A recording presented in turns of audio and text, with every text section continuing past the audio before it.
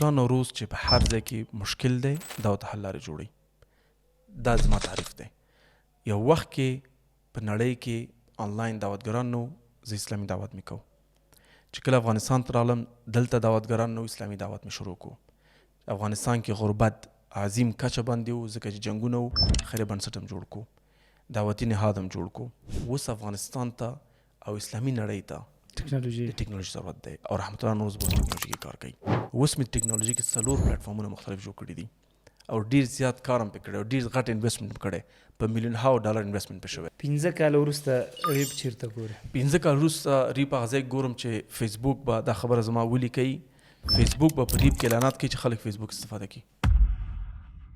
اکثره مجالسو کې چې کینو بیا خصوصا د فیسبوک یا ټویټر یا مثلا د سوشل میډیا چې کوم پلیټ فارم دي اکثر نه خصوصا هغه چې مسلمانان دي یا خصوصا هغه چې مفکوره لري چې د اسلام لپاره کار وکړي د کې دعوت یا نور نشان یا د مظلوم आवाज په اوچت خو له ورسره شکایت هم کوي. اوس فرض کا مثال په فیسبوک کې د غزي نوم دی ولیکه 1,000,000 2,000,000 فالوورز دي مکمل اکاونٹ بلاک کیږي. یا مثلا دا اوس سپین بیرغ دی فیسبوک کې راغی اکاونٹ بلاک. تاسو بیا په مجلس کې محسوس یې کتلی چې زه په داسې یو اپلیکیشن یا په داسې یو پلیټ فارم باندې کار کوم چې دا هر شی به موږ داسې مخامخ څوک به دا جرات ونه کړي چې اکاونٹ د چا هغه کي په نامه د ریب. بالکل ریب جوړ دی آنلاین شته دی خلک ولې ډاونلوډ کړي او اپ هم په اپ سټور کې هم په ګوګل سټور کې شته دی. چون زمونږ د فاشیزم تعریف د غرب سره فرق کوي. موږ یو مودست او پرایویسی فرست سوشل میډیا حیا او د یو انسان ارزش شخصي ارزش موږ ته ډېر مهم دی زموږ پلیټ فارم کې. هغه اوس موږ ته سخت دا کنټرول کو ځکه چې غټه ټیکنالوژي ته پکار ده. موږ د ټول اپ کې اوسه پورې 100 ملیون درهم مصرف کړي دي. دا پیسې ټول ستا دي شخصي؟ نه البته سرمایه‌ګذاري خلکو کړې ده. کار زما دی رننګ ته کې رننګ زه کومه غټه فیصدي شراکت زما دی اوسه پورې لیکن کېدای شي هغه به وړوکې فیصدي وي ځکه موږ ته نورې پیسې هم پکار دي. زما 500 ریب کامیابیږي موږ ته به تر $50 ملیون پورې پکار وي. تر څو د فیسبوک مقام ته رسیږي $1 بلین پکار دي. څومره؟ 1 بلین. نو ولې زه مثلا ریب انتخاب کوم چې در حال کې $1 بلین اپلیکیشن ماته موجود وي او دی خو د $50 ملیون اپلیکیشن ز استفاده کوم. یعنی تا ولې ټیک ټاک انتخاب کړی دی؟ فیسبوک موجود دا ټیک ټاک انتخاب کو، فیسبوک موجود دا انستګرام انتخاب کو. هر یو اپ خپل خصوصیات لري. موږ خپل خصوصیات لرو. ریب به سوشل میډیا دا او سپر اپ د کې به ډیجیټل بانک وي، انویسټمنټ اپشن به وي، ټول شیان نو سوشل میډیا درکې چې نور شیان سوشل میډیا درکې هغه به ریب درکې. فرق به سی وي دا به د انساني ارزښتونو باندې په حیا په بنیاد باندې به مخکې ځي. ته په فیسبوک کې متاسفانه چې لوس فلمونه هم پکې شته دی د حیواناتو ګډ ورډ سیستم، یعنی هیڅ یو انساني ارزښت ته قایل نه دی. انستګرام ته د خپل اولاد مخکې ښکار خلاصولی نه شي. همداسې ټیک ټاک دی او که نور دي. باید یو سوشل میډیا وي چې هغه د فیملي ارزښتونو ته قایل ده، د انساني شخصي حریم ته قایل ده او واقعا سیستمونه یې ورته اسانه کړي دي او مطمئن چې خلک به ډېر زر سپورټ هم کي او سره به هم پاتې شي. اپ سټور کې یا مثلا ګوګل پلای کې په انډرایډ کې یا مثلا دواړه کې شته. دا اوس ډاونلوډ هم دا اوس ډاونلوډولی شي. زه دا هم ویلی شم اکاونټ پکې جوړولی شي. بالکل ویډیو پکې اپلوډ بالکل ټول شکان کولی شي. ډېر توجه به زما افغانستان نه وي ځکه افغانستان مارکیټ موږ سره همداسې مره ډېر توجه به زما غربي نړۍ او کوم مسلمان خلک. بالکل یو مهم موضوع دا ده چې لکه د فیسبوک چې کوم سی او دی مارک زکربرګ څه شی مارک زکربرګ دا نوم نه هم لږ زره سره مارک. نو همداسې به د ریب سی او رحمت الله نوروزي. بالکل زه به تاسو یو خبر وکړم کېدای شي دا پښتنې وروسته هم راشي. رحمت الله نوروز چې په هر ځای کې مشکل دی دا ورته حل لارې جوړوي. دا زما تعریف دی. یو وخت کې په نړۍ کې آنلاین دعوتګران نو زه اسلامي دعوت مې کو. چې کله افغانستان ته رالم دلته دعوتګران نو اسلامي دعوت مې شروع کو. افغانستان کې غربت عظیم کچه باندې و ځکه چې جنګونه و خیر بنسټ هم جوړ کو، دعوتي نهاد هم جوړ کو. ماشاءالله اوس په افغانستان کې کافي دعوتګران شته دی، ورونه دي ځلیدلي، با علمه، با تجربه، با اخلاقه.